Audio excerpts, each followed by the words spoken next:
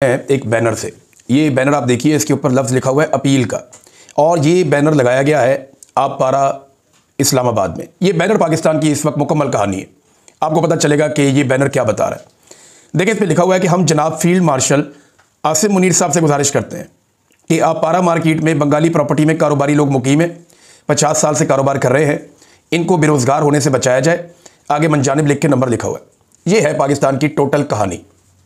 یہ ایک assistant commissioner level کا کام ہے، یہ کام ایک ضلعی سطح کے چھوٹے موٹے آفیسر کا کام ہے، لیکن پاکستان کے تاجر بھی ڈونلڈ ٹرمپ کی طرح یہ جانتے ہیں، اور پورا پاکستان یہ جانتا ہے کہ تمام اختیارات اس وقت عاصم منیر صاحب کے پاس ہیں، اور انہوں نے پورے پاکستان کو کنٹرول کر لیا ہے۔